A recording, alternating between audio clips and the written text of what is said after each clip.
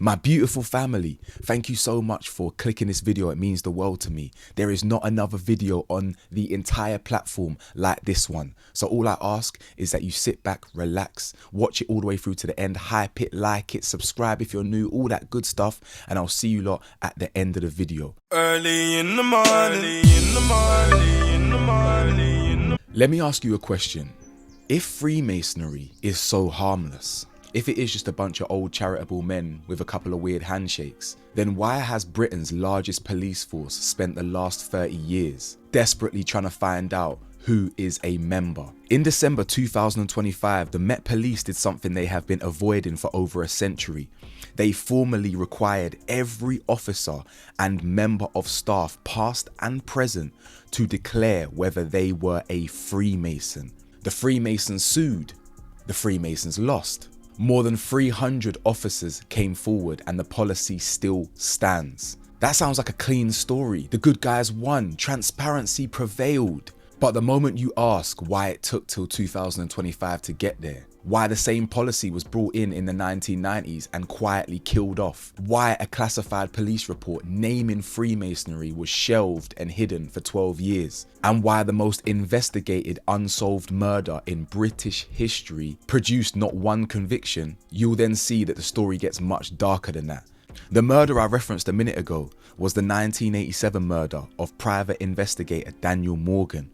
In 2021, the independent panel investigating the Metropolitan Police's handling of that murder published its findings, a 1,200-page document, and that very same panel found alarming evidence of institutional corruption.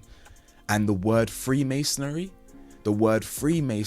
appeared in that document 66 times. You guys know I love a dark conspiracy, but this is nothing to do with conspiracy. This is fact. We are following the documents over 150 years and proving the existence of a system that is corrupt and has been corrupted by the influence of secret societies such as Freemasonry. What I'm going to explain in this video is that even from the formation of the police force 200 years ago, Freemasonry was embedded in British society. It wasn't some fringe movement. This wasn't some side thing. The British institution was Freemasonry during that period. Do you understand? So very quickly, what is Freemasonry? Many people believe that Freemasonry can trace its origins to the stonemasons guilds of medieval Britain, but there's also evidence to suggest that they go back further, actually to the Knights Templar. Standard Freemasons will meet in lodges. They progress through 3 degrees of membership. There's the Entered Apprentice, Fellow Craft, and Master Mason. Each stage involves ritual ceremonies, allegorical stories, and oaths. They wear aprons, they use specific vocabulary, they have specific handshakes. Once you reach a Master Mason, you are then ready to ascend to the Scottish Rite Masonry. Once you are a 33rd degree Mason, you are essentially the highest. Freemasons, like the Kabbalah, similar to Gnosticism, they believe in ascension. They believe in spiritual enlightenment. If you practice certain alchemical rituals, certain practices, you can basically ascend to that of a god. Do you understand? In the famous words of Albert Pike, Masonry conceals its secrets from all except the adepts and sages, or the elect, and uses false explanations and misinterpretations of its symbols to mislead those who deserve only to be misled. Albert Pike is one of the most celebrated and famous Freemasons of all time, and in his book Morals of Dogma, he explains himself as a Freemason, as a 33rd degree Freemason, that even the lower levels of Freemasonry don't understand what Freemasonry is truly about. There is a lot of Luciferian doctrine embedded in Freemasonry. Many 33rd degree Masons, including Albert Pike and more, have mentioned Luciferian influence. And Albert Pike himself is literally saying in one of the most famous Freemasonic books that lower degrees of Freemasons, they're blind, they're misled as well. They're pawns on the chessboard. So not all Freemasons are evil. Some are just joining for brotherhood and collaboration, you understand? But the more you ascend up the ranks and you get exposed to esoteric knowledge that people don't have, the more you realize how deep and spiritual this actually goes. Now, this is very, very important. At each stage, they take an oath, and that is an oath to your fellow brothers. The oath is the thing that makes Freemasonry uniquely complicated when it comes to members that hold public power. Because an oath to support and protect your brothers sounds perfectly reasonable in a social club. But what happens when two brothers end up on the opposing side of a police investigation? What happens when the detective and the suspect share the same lodge? These are not hypothetical questions. This has been happening throughout history. There's so many famous Freemasons, from Winston Churchill to Arthur Doyle, Oscar Wilde, the Duke of Kent, who has actually been the Grand Master of the UGLE since 1967. You've got famous Freemasons like the Founding Fathers of America, the man who designed the Eiffel Tower, the man who designed the Statue of Liberty. All these people are Freemasons. The second man on the moon, the man who created rocket fuel. These are all Freemasons, do you understand? But this is the point that I really want to drum home throughout this video, is that I'm not saying an individual Freemason is evil, okay? But the problem is the structure of Freemasonry, especially in the context of policing. That's an issue. Whether it's secrecy, the hierarchy, the oath of mutual loyalty, it creates a parallel system of obligation that sits alongside and sometimes against the obligation to serve the public impartially. On the one hand, you need to serve and protect the public, but on the other hand, you have sworn an oath to your brother. That seems like a conflict of interest. Now let's look at the birth of modern policing. Modern British policing actually begins in 1829. Before that, London was policed by a chaotic patchwork: 4,500 night watchmen, 450 constables, the Bow Street runners, parish constables who were often more corrupt than the criminals they were supposed to chase. The whole thing was a mess. The man who fixed it goes by the name of Robert Peel, Home Secretary, and actually the future Prime Minister of the UK. He was the one that created the Metropolitan Police Act in 1829 and created the first centralised professional police force in the world. They were nicknamed Bobbies and Peelers in his honour, names that we still use today. Now, while historical record doesn't conclusively 100% confirm that Peel was a Freemason, there's a lot of evidence to suggest that he was. But as I said, context is incredibly important. Pay attention. As I said before in the video, in 1829, Freemasonry wasn't just fringe, it was the British establishment. The Duke of Sussex at the time was the Grand Master of the United Grand Lodge from 1813 to 1843, which was the exact same period in which the Met was founded. So for senior politicians, military officers, judges, and men of influence in 19th century Britain, Freemasonry was simply what you did. It was the network. It's the place where power met power. So the Metropolitan Police wasn't just built and founded in 1829. It was built by someone, for someone, within a very specific social world. So when Peel constructed the Metropolitan Police, he was drawing its senior officers from the same class of men, the same clubs, the same social networks that Freemasonry saturated completely. The police didn't develop a Masonic problem later. It was built inside one from the start. Do you understand? And that's not a conspiracy. That's just how British institutions worked. That's just a fact. While we're here, something I want to point out is the famous British police uniform. The famous black and white checkerboard design. Where have we seen that before? The very same design that is on police uniforms is the most famous design of Freemasonry. The checkerboard flooring represents duality, good and evil, balance. The checkerboard flooring is inside every single Masonic lodge on planet Earth. The checkerboard design was actually created by a man called Percy Silito, and he was the chief constable of Glasgow police force in the 1930s. The reason he claimed a diced pattern was what they should go for is to make them instantly recognizable in a crowd. Bro, you could have a bright green hat, you could have a bright orange hat, you could have a pink design, whatever you want.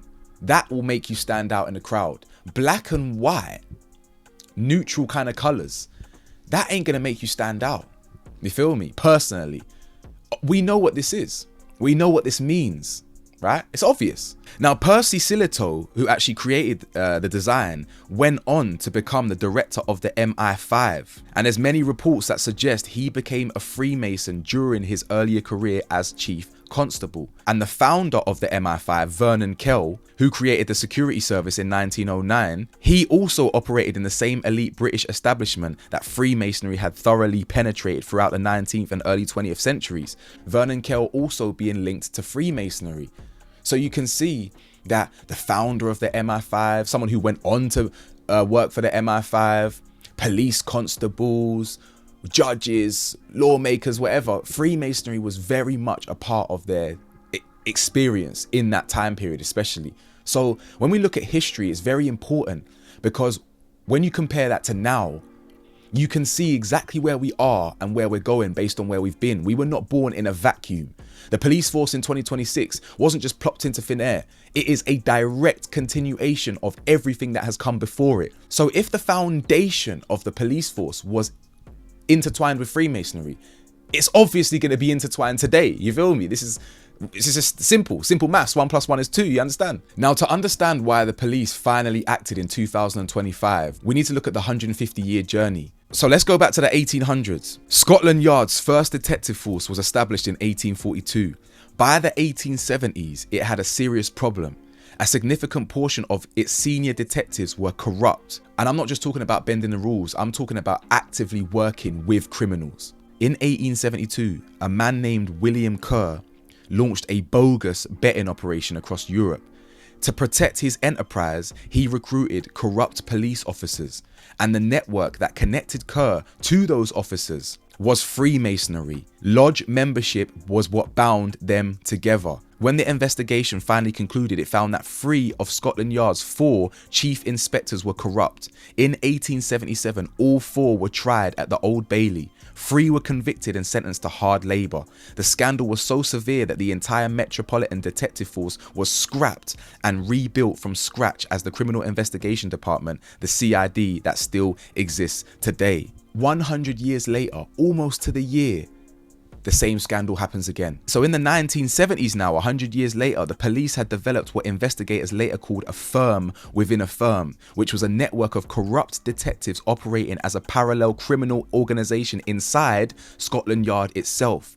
They were taking bribes from drug dealers, pornographers, and organised crime. They were selling information and they were perverting the course of justice on an industrial scale.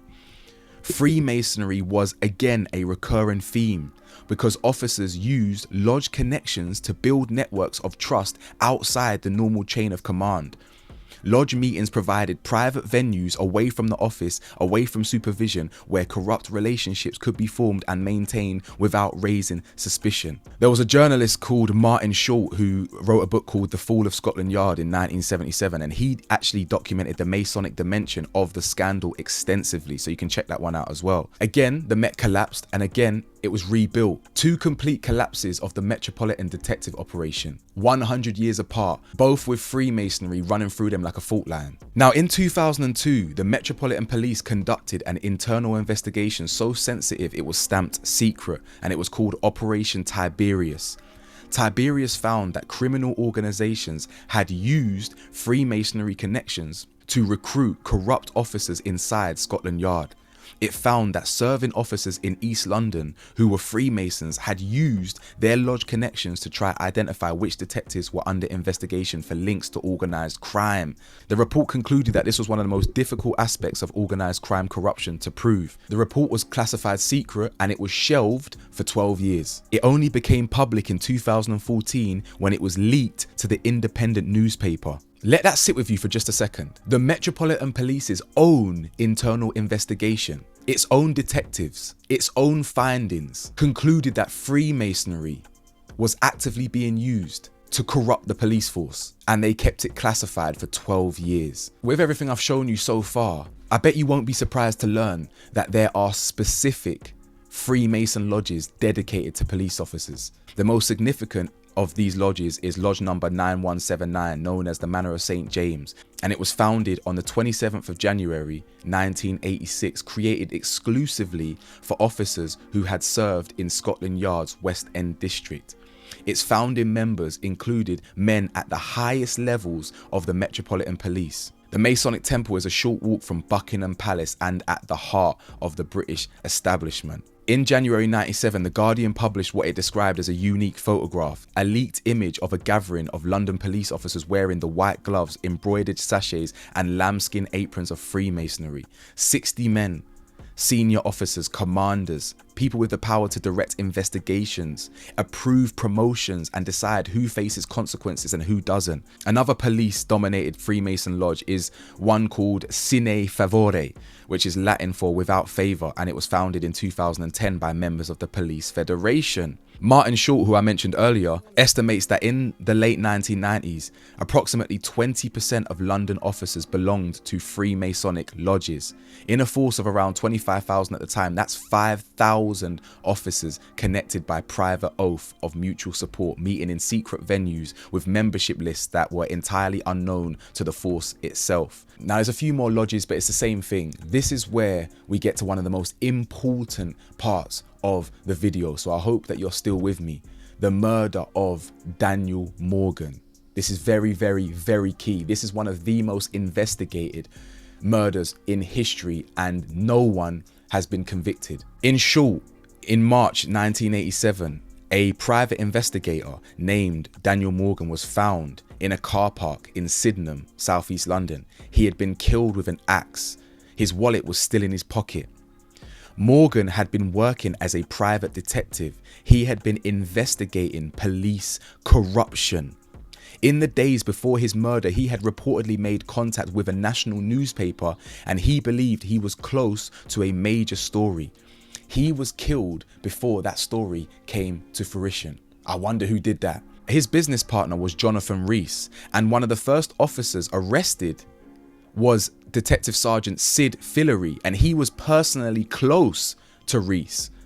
All were released without charge, and then Fillery left the Metropolitan Police and went to work for Rees at the very same company Daniel Morgan had co-founded.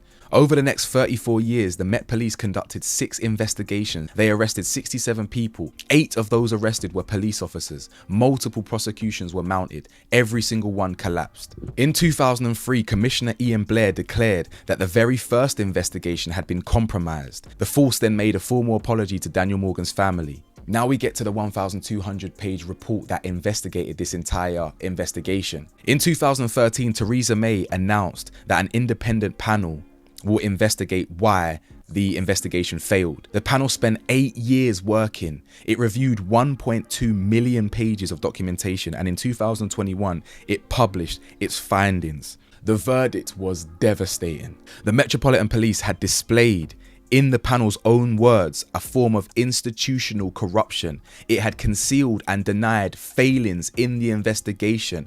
It had actively obstructed the panel itself, withholding documents, denying access to databases, concealing the existence of a murder investigation manual that would have shown the 1987 investigation fell below the standards required at the time. As I mentioned, the word Freemasonry was reported 66 times in this very same document. Now, while the panel doesn't explicitly say, Freemasons are bad or Freemasons did this, but they did find that Masonic connections between police officers and suspects had been, quote, a source of recurring suspicion and mistrust in the investigations. Witnesses and investigators alike believed Masonic bonds between senior officers and suspects had hampered the pursuit of justice. 34 years after he was killed, his family finally got some sort of reparations. In 2023, the force admitted liability for errors and corruption, and they received a financial settlement.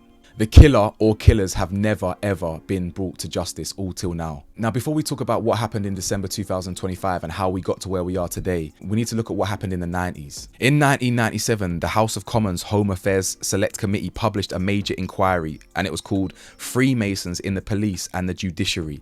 It found widespread police suspicion, and it found that Masonic oaths created a structural conflict with the requirement of impartiality in policing and law. In short, basically police officers, judges, magistrates, anyone working in a public sphere should be required to admit membership to the Freemasons. That's what they were asking. If you're going to be working in these spaces, you need to let us know that you're a member. The United Grand Lodge of England refused this. They said, this is ridiculous. You're just assuming we're criminals or suspicious just on base of our membership, etc., etc. And they didn't accept it. A man called Jack Straw, who was the Home Secretary, he decided to try and push this through, but nothing happened. In 2009, 11 years after Straw's scheme was introduced, a government review quietly concluded there had been no evidence of impropriety or malpractice. The register was abandoned, all declarations to expose yourself as a Freemason was stopped, and it quietly was removed. Which finally brings us to now. In 2025, the Met Police began a formal consultation. They were proposing to add Freemasonry to their list of declarable associations. The consultation found that 2/3 of respondents believed that membership of such organizations affected public trust in police impartiality. In December 2025, Commissioner Sir Mark Rowley passed a new policy. He basically announced that officers and staff, past and present, would be required to disclose their Masonic membership. A lot's been changing. In 2026, January, before the case had even been fully heard, more than 300 Metropolitan Police officers and staff voluntarily declared their Masonic membership. While the United Grand Lodge decided to push back and say that they don't want this to go through again like back in the 90s, they failed and the verdict was upheld. In February 2026, Justice Chamberlain handed down the ruling, said it was just, and a week later, the United Grand Lodge announced it would not appeal. So what does this all mean? In simple terms, Freemasons are no longer protected by secrecy. We've always known it's not necessarily a secret society, it's more of a society with secrets, but membership was always private. You didn't have to admit or disclose that you were a Freemason. Police officers now have to do that. This is actually positive news. This is groundbreaking news, which I'm surprised about for a country that was basically, Freemasons are embedded in our country just like America. I'm shocked that they actually end up doing this, but this is great news. In conclusion, this video was never about is Freemasonry evil. I've already showed you in many videos the darkness of Freemasonry and what they actually believe. This was more of a deep dive into proving how embedded Freemasons are in the British institutions, specifically the Metropolitan Police Force. It has been proven time and time again that Freemasons and the police force go hand in hand.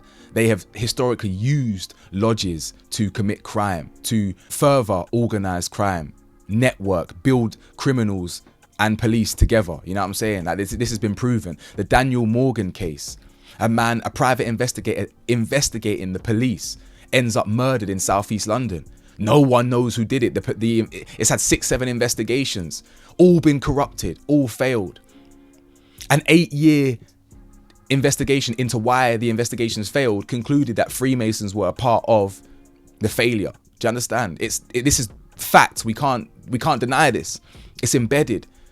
If I am a member of a football club and I'm also a policeman, and there's a noise around the corner and there's a lot of drunken disorderly people, and I see that one of the main leaders of the drunken disorderly people plays for my football team, he's a good friend of mine, I might say to him, bro, you know, I'm not going to write this up, keep it moving, you know what I'm saying, go around the corner, sober up or whatever. And that's off the back of just playing for the same football team. Now, if you've got a society with esoteric knowledge, all about brotherhood, yeah, where you have to swear oaths, that's obviously going to have a lot of complications when it comes to people in public office. I think that's everything I wanted to cover. If this video taught you something new, if it got you thinking, if you enjoyed it, I'd really appreciate it if you drop the video a like, subscribe, and if you made it this far in the video, I'd really appreciate it if you drop 3 pig emojis, yeah, for the pigs them, for the pork them. Yeah, drop 3 pig emojis or donuts, whatever you want, something to symbolize the Met Police, pigs or donuts. I'll let you surprise me. That way I'll know who made it to the end, who's a loyal subscriber. Thank you for watching this deep dive. I appreciate you. I love you. Stay safe, stay blessed, stay vigilant. Peace. Alexa, play. Fuck the police coming straight from the underground. A young nigga got it bad cause I'm brown.